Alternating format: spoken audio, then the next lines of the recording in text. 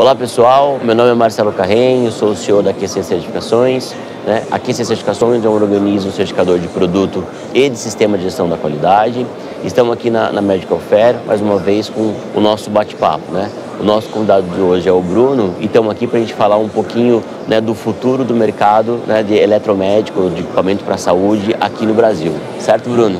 Tudo bem com você, Marcelo? Bruno? Tudo bem, Marcelo. Legal. Obrigado Bruno, pelo convite. Se apresenta um pouquinho pro pessoal, fala um pouquinho de você, de onde que você é, para o pessoal te conhecer.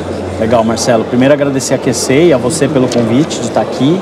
Eu sou Bruno Boldrin, diretor executivo da Abraid. A Abraid é uma associação que está completando 30 anos esse ano, 300 associados. Legal. Fabricantes, importadores e distribuidores de produtos para a saúde. Número expressivo, hein, Bruno? 300, Número expressivo. 30 anos é para se comemorar bastante. A gente está com uma programação ao longo do ano bastante rica de atividades e ações que a gente já vem lançando.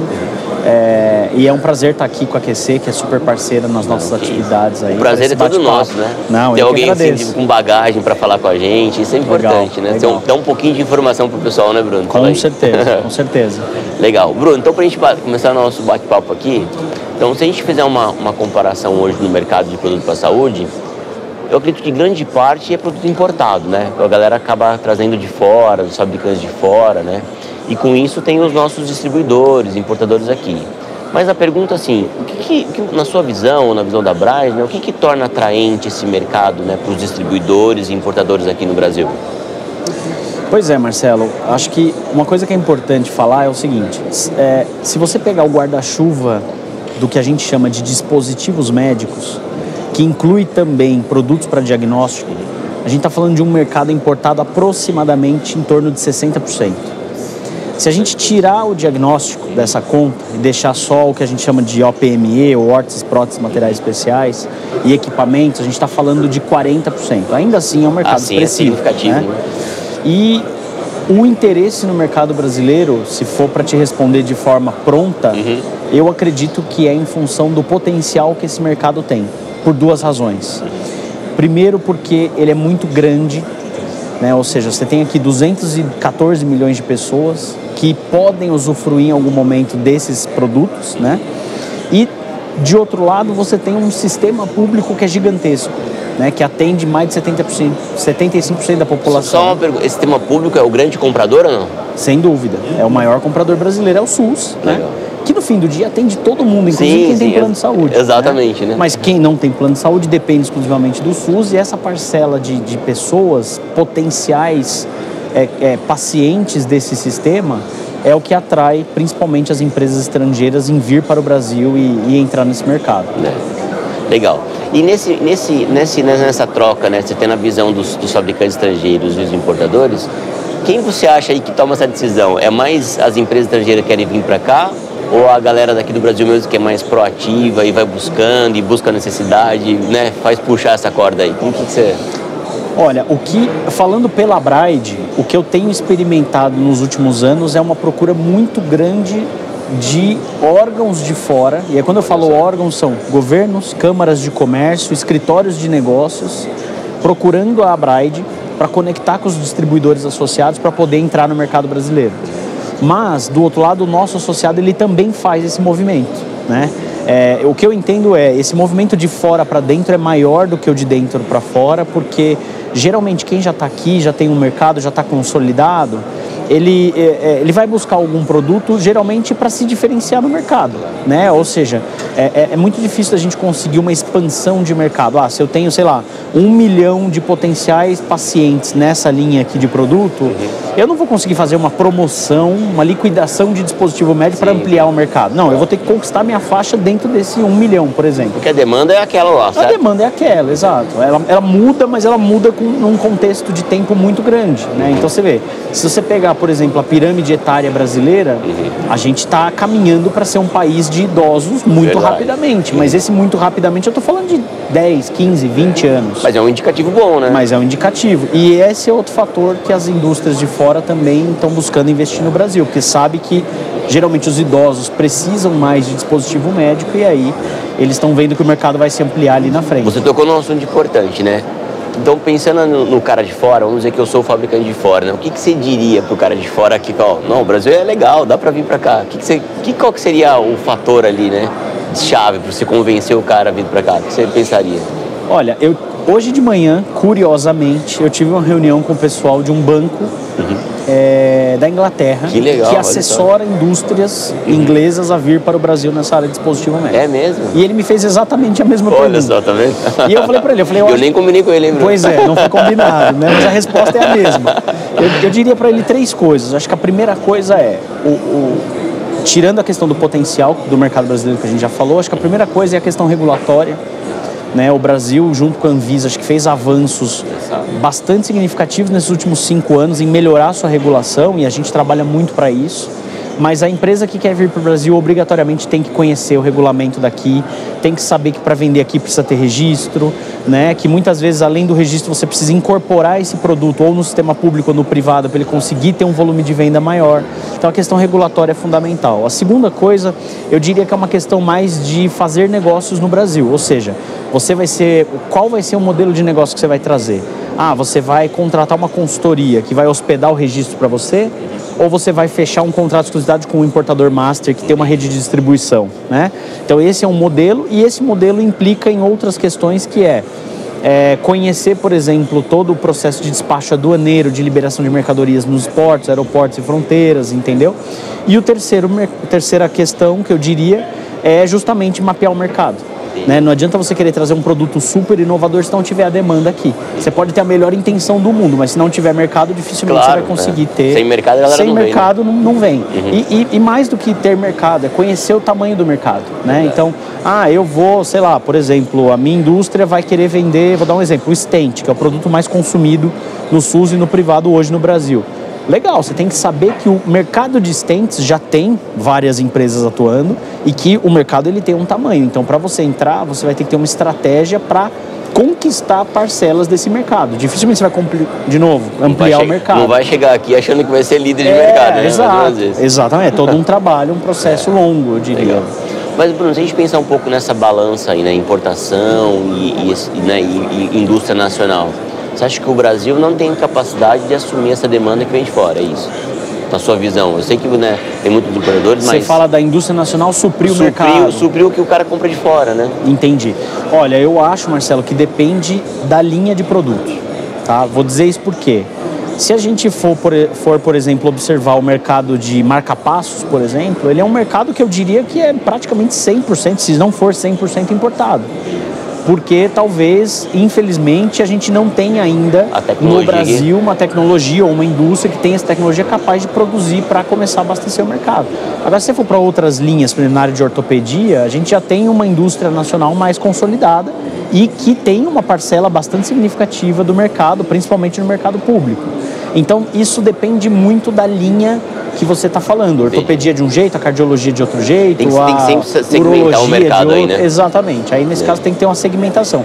Eu acho que a indústria brasileira ela é bastante ampla, ela tem uma capacidade de se desenvolver, mas aí eu acho que o contexto do país precisa melhorar para ajudar para fomentar esse desenvolvimento, entendeu? Acho que... Se a gente fosse resumir, então, a galera de fora, você acha que busca, né, o importador, né, que está buscando um produto lá de fora, ele busca uma nova tecnologia que a gente não dá conta de fazer aqui?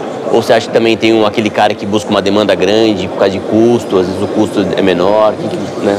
Se a gente fosse colocar umas caixinhas, né, o que você colocaria? Sim, eu acho que as duas coisas...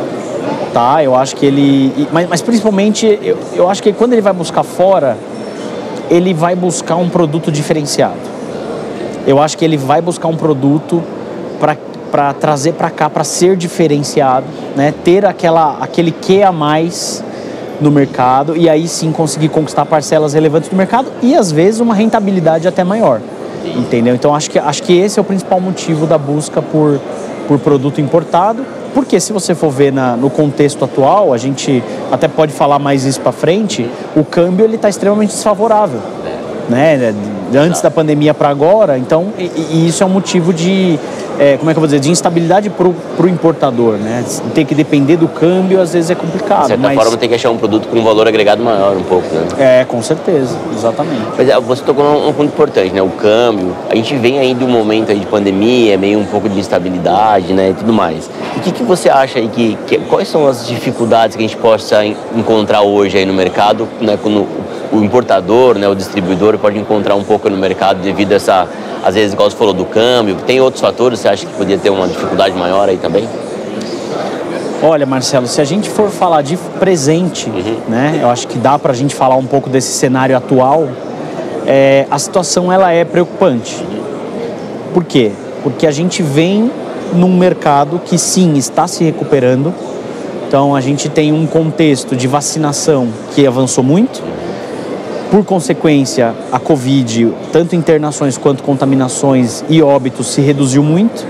Isso liberou espaço dos hospitais para realizar cirurgias eletivas e eliminou, pelo menos em algum grau, esse receio do paciente e do médico de ir até o hospital fazer a cirurgia porque ia se contaminar com Covid. Então a gente tem esse mercado se recuperando. Só que o cenário para o fornecedor, eu diria que ele está numa complexidade gigantesca. Por quê? Com a pandemia, o dólar se desvalorizou absurdamente. A gente tem aí, dependendo do momento que você pega, essa desvalorização chega a 50%. A gente teve uma ruptura das cadeias de fornecimento, então a quantidade de voos internacionais antes da pandemia não retomou até hoje. A logística não complicou. A logística está complicada, falta espaço nos aviões. Se falta espaço no avião, o preço do frete sobe. E subiu muito, né? E subiu muito e não retornou ao que era antes, né? Eu já vi vários associados que traziam sempre carga por avião, estão trazendo por navio. Alguns fabricantes. Se o navio vem da China, são 40 dias. Alguns clientes reclamaram do preço do frete, é verdade. Entendeu? Então aí você tem que ajustar todo o seu processo para poder dar conta disso. Então você tem variação do câmbio, a questão do frete, a gente ainda teve em 2021 uma instabilidade do ponto de vista de impostos, né? Então o governo de São Paulo retirou isenções do ICMS em 2021, né? Vigorou em 21, ele fez em 20, mas vigorou em 21. E graças ao nosso trabalho, né, do setor conjunto, batendo no governo para poder mostrar a importância, eles voltaram à isenção. Então, e ainda existem tentativas de retirar isenções, ou seja, de aumento de impostos sobre produtos médicos, né, o que é um contrassenso, porque eles têm uma importância gigantesca para o setor. Então, assim, o cenário é muito complicado. Aí você tem câmbio, frete, aumento de impostos, você tem as distorções, que é o que a Braide denuncia há mais de 5 anos, que é faturamento retido, glosas muitas vezes de procedimentos que já tinham sido autorizados, né? Inadimplência, um fluxo de pagamento muito longo, né? Superando 4 meses. Então esse desencaixe de 4 meses de fluxo de caixa precisa ser financiado. Taxa de juros né? Aumentou muito. Também 12%, 13%. Então, o custo do crédito para você financiar a operação também está muito caro. Então, isso tudo traz uma turbulência para essa operação muito grande. E aí, obviamente, o importador, o distribuidor, ele precisa estar muito atento para poder ajustar a sua operação, entendeu? E com esse cenário, esse é o presente, né? E o que nós podemos pensar um pouquinho mais adiante, sei lá, para 2022, um pouquinho mais além aí? Você acha que a tendência é continuar nesse cenário aí, essa precaução, eles entenderem o que está acontecendo hoje, ou você acha que pode ser que melhore alguma coisa?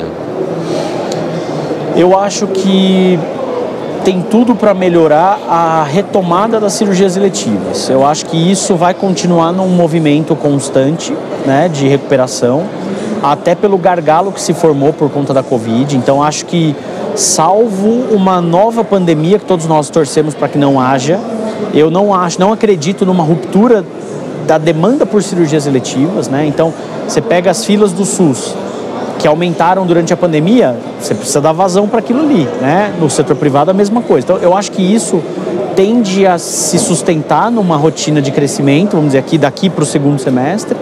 Mas do ponto de vista de conjuntura, talvez macro de país, eu acho que o cenário eleitoral, ele joga uma indefinição muito grande, né? Porque... E é esse ano, né? É esse ano, é em outubro. Muitas empresas, ainda mais com a alta dos juros, estão segurando já investimento. Então, eu ia investir uma nova linha, alguma coisa, eu vou segurar para ver o que vai dar, né? E no fim das contas, eu acho que a gente está discutindo, na questão eleitoral, o projeto de saúde para o país. Então, assim, vamos ter projeto, não vamos ter, que tipo de política de saúde a gente vai ter, e isso impacta diretamente para o fornecedor. E nesses, né, você consegue enxergar essa perspectiva aí dessa política de saúde nesses eletivos da presidência ou não?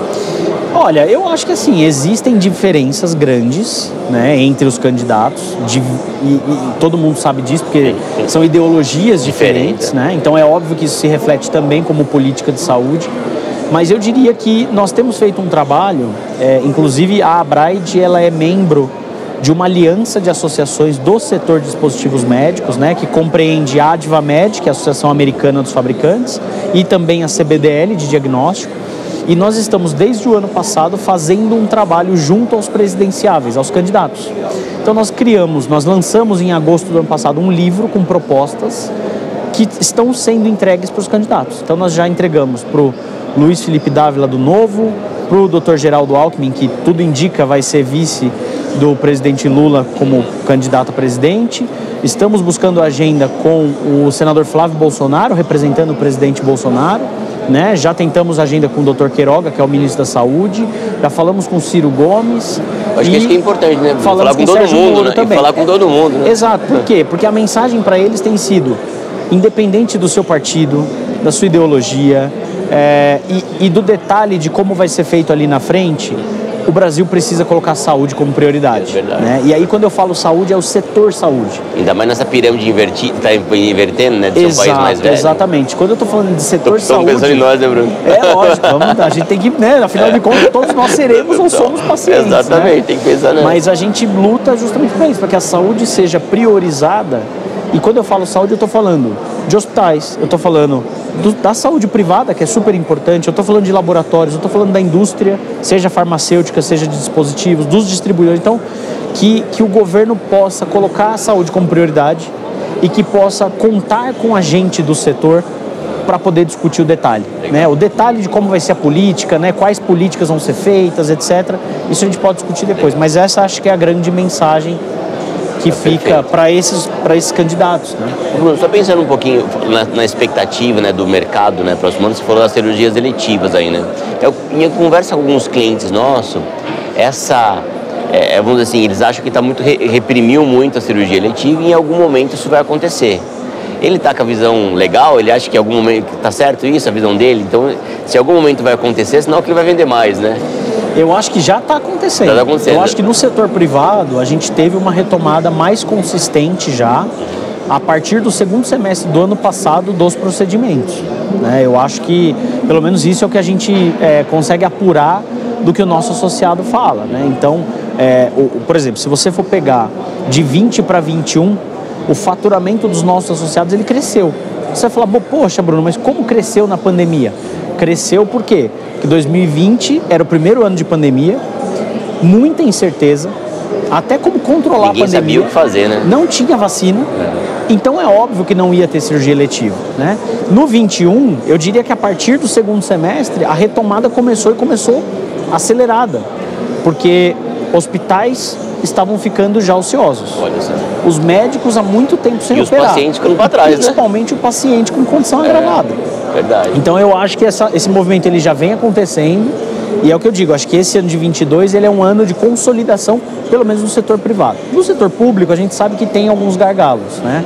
Por exemplo, o setor público em 21 comprou menos OPME do que em 20 e foi o menor ano da série histórica de 7 anos que a Abraid apura. Olha só.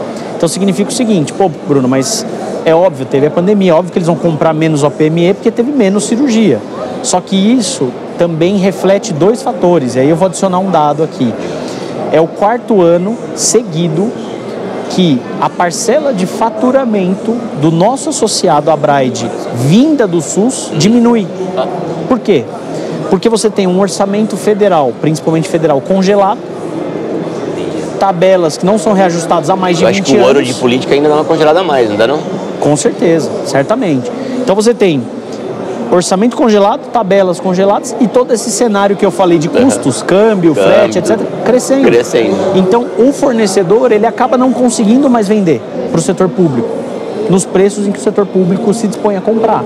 Então ele fala, olha, eu não consigo mais, eu não tenho mais para onde ir, eu não posso mais fornecer porque eu vou começar a ter prejuízo, vou quebrar a minha empresa. Então isso também faz com que atrase as cirurgias do pessoal que está na fila esperando. Porque às vezes olha, eu não tenho leito para te operar, mas às vezes eu também não tenho o dispositivo médico para fazer a cirurgia. Não tem insumo, né? Exato. Exatamente. É verdade. Mas, Bruno, se um importador, né, seu associado, chegar assim, Bruno, estou fazendo meus planos aqui, né? Você acha que ele devia tomar uma posição mais cautelosa ou não? Olha, é legal você planejar 1 ano, 2 anos para frente. O que você orientaria ele nesse momento? Pensando nesse todo o cenário que a gente conseguiu construir até agora. Eu orientaria, talvez se fosse para recomendar, e aí eu não sou empresário, não, é sou um representante da associação, mas... É só um palpite, né? É um palpite, né? Então, um palpite está mais livre de responsabilidade. Exato. Né? Assim, se fosse para dar um palpite, eu acho que eu recomendaria um pouco de cautela ainda esse ano, para a gente observar um pouco do comportamento da economia a partir dessa questão eleitoral política, né? Pode ser que ali na frente, a depender de como correr a campanha, o dólar pode disparar, ou pode cair abruptamente, ou a depender de uma decisão do governo, pode acontecer uma questão relacionada a impostos ou não. Então eu acho que e até efetivamente a eventual troca de governo, né? Se o governo se reeleger, o que ele vai fazer? Ele vai tocar numa direção. Se outro governo ganhar, ele vai tocar em outra direção. Você acha que ele devia colocar nesse plano aí vendas particulares, vendas públicas ou não? Eu acho que sim. Eu acho que para aquele associado que vende para os dois, né, para o público e para o privado, os mercados são diferentes, né? Então eu acho que tem que ter cenários diferentes também. O que a gente tem observado é justamente isso. O mercado do setor público, ele está ficando cada vez mais difícil. E muitas vezes isso requer uma decisão do distribuidor ou do importador de parar de fornecer. É isso. É ir lá fazer a conta e falar, cara, essa conta não está fechando. Não está fechando. Mas é volume ou é por conta, às vezes, de um relacionamento com o médico ou com alguma outra coisa. Mas, então, tem que olhar simplesmente porque o meu concorrente vai vender, né? Exato. Corre que o meu concorrente vai vender. Exato. Então eu diria que, assim, eu adotaria uma cautela para os dois, para o privado e para o público. A recomendação seria cautela. Né? Eu acho que cautela é bom. Cautela e canja de galinha não faz mal ninguém, né? Então, acho que eu iria devagar para observar os movimentos. Vai subir mais os juros, né? Como que o câmbio vai se comportar? Né? Tem gente que está falando que o câmbio vai ficar 4,50. Inclusive no Fórum Bright teve um economista que falou bastante bateu bastante na Roberto tecla. Troster, exatamente. Ele falou, o câmbio, a previsão dele é de 4,50 no final do ano. Juros, ele deu previsão de juros também, né? Juros vai subir, vai continuar subindo, né? Acho que foi ontem ou anteontem, os juros básicos dos Estados Unidos aumentou. E aumentou muito, assim, proporcionalmente. E no Brasil aumentou recentemente. Exato. Então, os juros dos Estados Unidos aumentando, tudo indica que aqui o dólar que está aqui investido aqui vai para lá e o preço do dólar vai subir. Então, eu acho que essa análise, ela tem que ser diária e essa cautela tem que ser, né? E aí, óbvio, cada empresário que conhece a sua empresa, conhece o seu mercado, sabe melhor do que eu o que fazer, né? Mas eu iria nesse compasso de ir analisando. Passo, né? Acho que decisões muito radicais e muito arriscadas, eu acho que se fosse eu... risco maior, né? Eu não tomaria agora. Não correria um risco grande agora, né? Exato. Bruno, estamos chegando no final aqui do nosso bate-papo. Eu queria agradecer muito aí a sua participação e eu gostaria que você fizesse suas considerações finais para a gente poder encerrar o nosso bate-papo aqui, tá bom? Legal, Marcelo. Bom, primeiro eu quero agradecer você, agradecer todo o time da QC-Cert pelo apoio que tem dado para a Bride nos nossos eventos e também nessas nossas conversas que são sempre muito ricas. Então, muito obrigado de verdade pela parceria. E se for para dar um recado final para o nosso associado, eu diria que eu acho que o nosso associado ele tem todo o espaço para participar mais da Abraide e participar mais das discussões que a Abraide faz em relação ao mercado, em relação às questões políticas, porque é só através dessa participação deles que a gente vai conseguir ter bastante informação e que a gente vai ter mais força para conseguir lutar por uma saúde melhor, por um setor melhor, por um setor de fornecimento melhor, mais sustentável, que é o que a gente tem batido, né? Não só ecologicamente, mas principalmente financeiramente, e não só para o empresário, para o paciente também. Então, acho que essa é a mensagem final aí. Perfeito, Bruno. A gente que agradece sempre a parceria de vocês aí, estão sempre à disposição. Então, pessoal, obrigado aí por ter participado aqui conosco nesse bate-papo. Acompanhe a QC nas mídias, no nosso site, no Instagram, no LinkedIn, no Facebook, estamos sempre presentes lá. Obrigado para todos. Valeu.